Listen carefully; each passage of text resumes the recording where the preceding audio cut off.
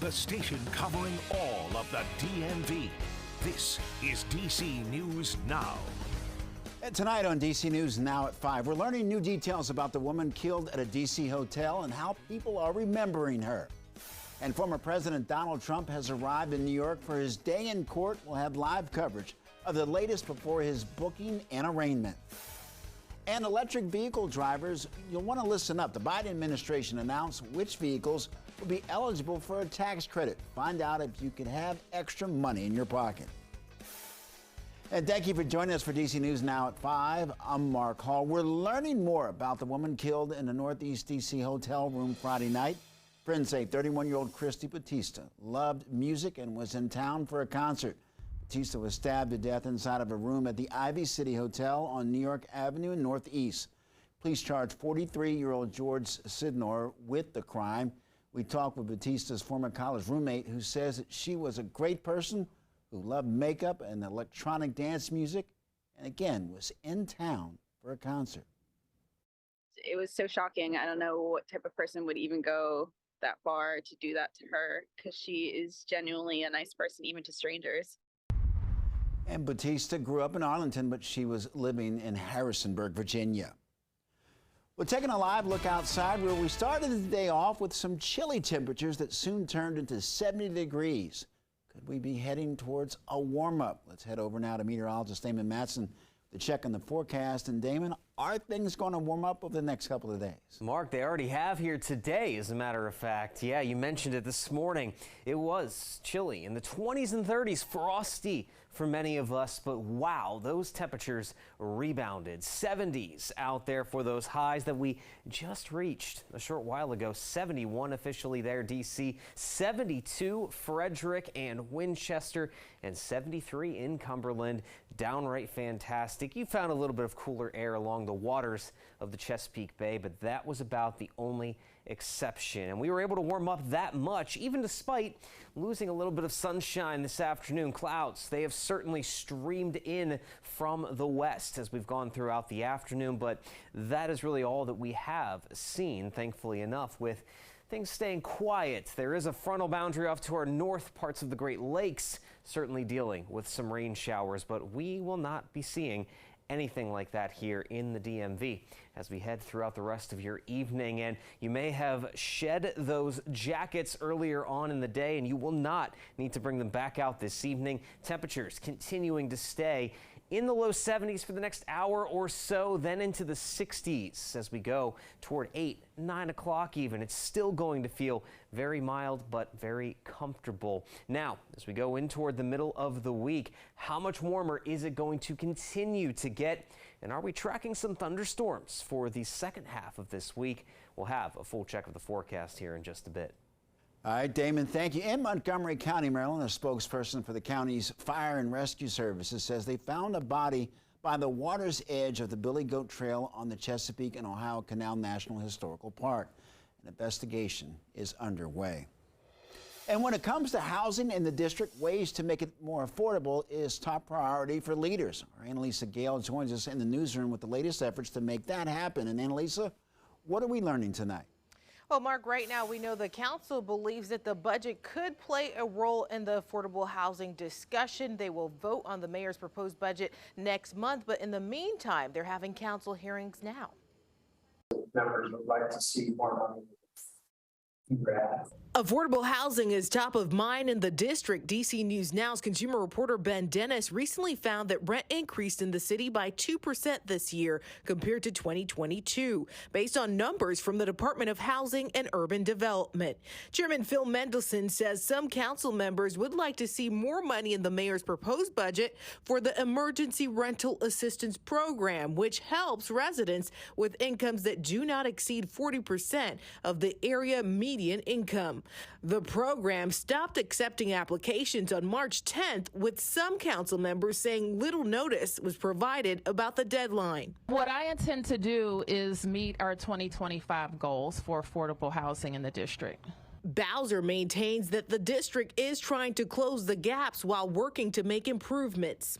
We have a lot of tools, including vouchers, including permanent supportive housing, including our career map pilot, which is helping people with very low incomes. And there are new initiatives on the horizon. We also intend to advance policies that make sure that we can have production of units that support teachers and firefighters and police officers that don't fall in to 30% below, but are still people in our city who need affordable housing, and who we need those employees, like maybe even the employees standing behind me, that can afford housing in the district. And Mark, right now, some council members are working on a bill that would provide more oversight over the emergency rental assistance program. In the newsroom, Annalisa Gale, DC News Now. Annalisa, thank you. An update tonight on the D.C. Department of Transportation's efforts to address delays in buses provided for children with special needs. The agency in charge now says they're seeing less delays, with more than 93% on-time services. Last night, the Office of the State Superintendent of Education notified parents that their 5th Street terminal may experience delays on impacted routes today. Now, this comes after a bus driver passed away. He worked with the Division of Student Transportation for more than 20 years. State Superintendent Dr. Christina Grant released the following statement thanking Hugh Gusters Settles for his years of service and thanks him for his, quote, unwavering commitment to the children and families of the District of Columbia. Well, the agency reimburses parents $1.48 per mile if they are forced to find other transportation options during delays or cancellations. One update tonight, police have released the name of the man charged in the Dulles Town Center shooting. He's 31-year-old Alan Colley. He faces charges including aggravated malicious wounding, use of a firearm, and discharging a firearm within a building. It happened at the Town Center Sunday, where Loudoun County Sheriff says it started with an argument between two men. Deputies found the victim outside of the Cheesecake Factory, suffering from an apparent gunshot wound. He was sent to a nearby trauma center. Just moments later, police arrested Colley in the food court. While the gunshot sent shoppers into a panic, the sheriff's office applauded the way shoppers handled the situation. But I think the people inside the mall did the right thing. They went ahead and they made sure they got out of the way. They hid in restrooms. They hid where they could to make sure that they got out of the way. You know, we always try to teach to run, hide, fight, which is exactly what people have begun to do. And 3 other people were checked for injuries while they escaped. Management closed the mall after the shooting. It was then later reopened for business. Well, developing now in West Virginia, State Police Department promising changes in the face of several controversies. That assurance today came from one of the department's highest-ranking members. Major Jim Mitchell is the department's new chief of staff, and he also serves as the new media spokesperson. Mitchell has spent more than 3 decades in law enforcement. An investigation was launched after a 5-page letter alleging misconduct and perhaps even criminal behavior within the department's highest ranks. There are allegations that overtime pay was padded, winnings were stolen from a patron at a Mardi Gras casino, and that a hidden camera videotaped women in the locker room at the State Police Academy. It has since been removed, but for Major Mitchell, that hits very close to home. I have a daughter there right now, so if I didn't trust that academy, she wouldn't be there. And she's being trained as a police officer, and I would encourage them. If they want to do that as a career, it's very honorable. We have a proven record since 1919 to be a great agency. These problems will be fixed. Major Mitchell says that he will not be personally involved in the internal investigation, but he expressed confidence today that if any punishment or discipline is recommended, that the new Colonel Jack Chambers will take appropriate action. Well, many would say it can be difficult to drive around D.C. That trip may be a little more difficult for people as summer road construction season is well underway around the district.